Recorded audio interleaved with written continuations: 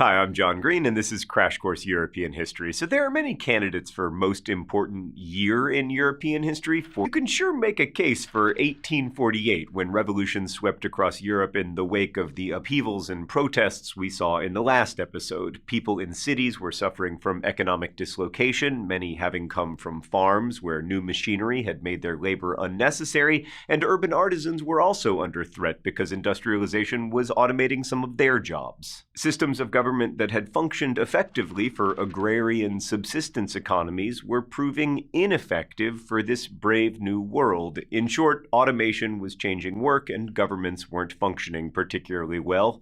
The more things change,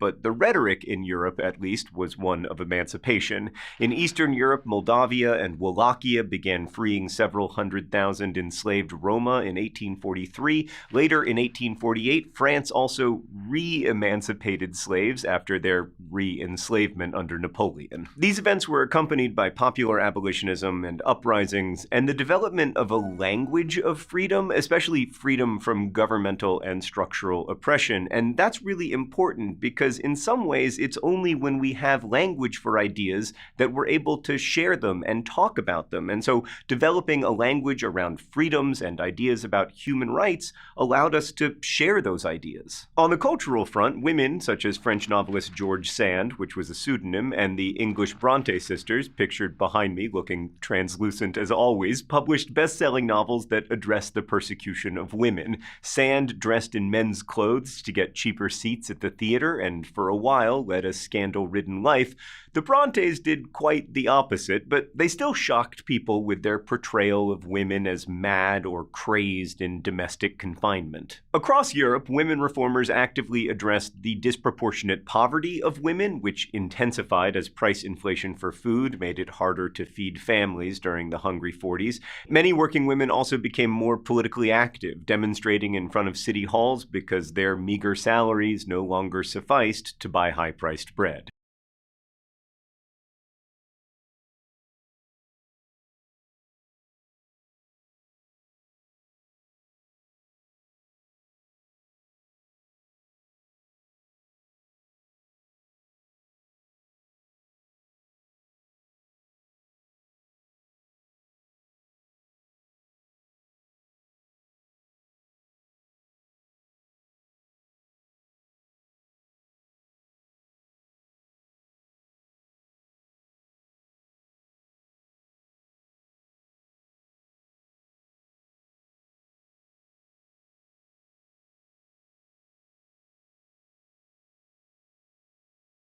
It's a period often defined by the idea of separate spheres for men and women. How far is this concept challenged in the sources available for the period? So the source material is really clear in the sense that there's a very strong belief and investment in this idea that men and women have different duties, different obligations in society. And perhaps the best known example, and it's quite a beautiful set of essays, are by the art critic John Ruskin, who has a pair of lectures called Of King's Treasuries, about men's duty in the world, in the public sphere, and Of Queen's Gardens, which is about women's duties. Now, interestingly, he's not saying that women shouldn't do anything or that they don't even have a role to play in the wider society, but it's a different sort of feeling and tone to it. Women's duties, he says, are for sweet ordering and rule, to keep everything fair and to lead people by their moral example, but they stay safe, protected in their world. If they step outside it, that's their fault and they're lost. But as long as they're in their sphere and they're fulfilling their duties, we have a kind of even and positive society. So in that sense, wherever we look, we can see a very strong ideology, a very strong set of ideas that women should have these different roles and duties in society. But like any historical period, the actual reality is very, very different. The vast majority of women worked. Households ran on the daily labour of women lugging around buckets of coal, cleaning shoes, slopping out, hard physical work with no technology to help them in this time. And many, of course, had to work, to earn a living. So when we think about separate spheres, I think we have to be quite hesitant about who did it apply to, and was it ever really a reality that ruled women's lives? If you look at literature in the period, you can see women moving freely across the country in pursuit of jobs and their destiny, wherever we go. In history, there's a very important debate about separate spheres and what it means, because there was a very convincing argument that really the 19th century did change how women and men functioned in society together. And one argument is that with the rise of the Industrial Revolution and the development of larger cities, women's involvement, perhaps that might have been long-running over many centuries in family businesses, was no longer sustainable. So there's a kind of idea that there was at one point a golden age in which women and men worked side by side in family trades and businesses, each doing their bit.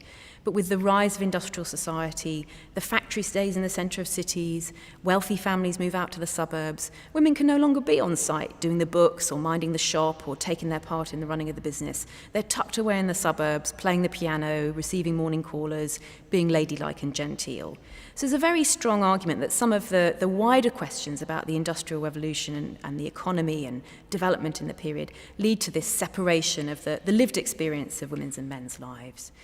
But in the last 20 or 30 years or so, historians have made some really important arguments about how real was this split? Maybe it might be true of some families in Birmingham, but really was there this moment in, say, around 1835, where suddenly all women were shut away and could no longer take an interest in political questions or social questions?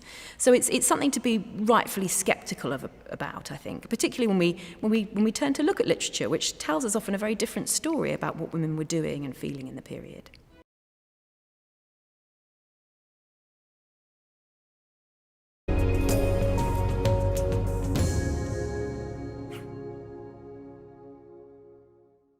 In the introduction of the play A Doll's House, Nora Helmer, a young, happy wife and mother of 3, enters her home, followed by a porter toting a Christmas tree.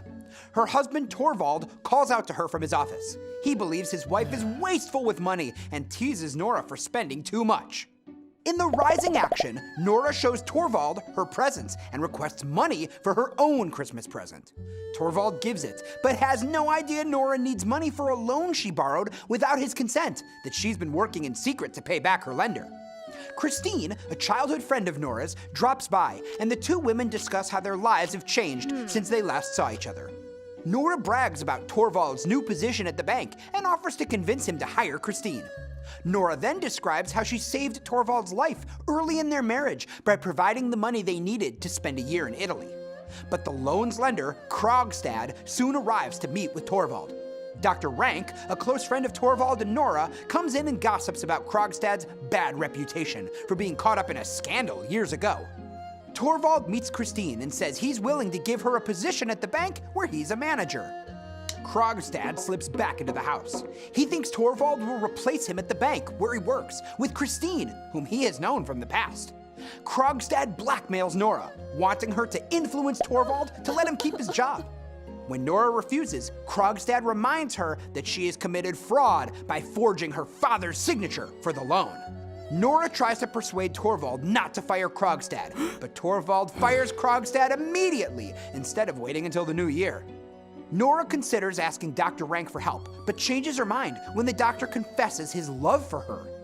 Krogstad decides to expose Nora and drops a letter about the loan and forgery into a locked letterbox outside of Torvald's office. Nora tells Christine that Krogstad is her moneylender.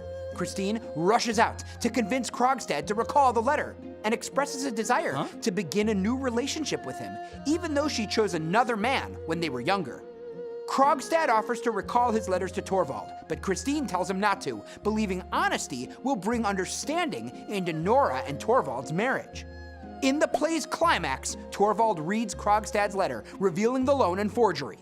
In the falling action, Torvald calls Nora immoral, showing his self-centeredness, and chastises her viciously. But a new letter from Krogstad arrives, saying he's forgiven the loan. Ecstatic that his reputation will not be damaged, Torvald instantly forgives Nora. Nora finally sees that her husband does not truly love or understand her. She will always be nothing more than his doll. She decides to leave her family, educate herself, and make her own way in the world. In the resolution, Torvald sinks into a chair in despair, his face buried in his hands. The play famously closes with the slamming of a door.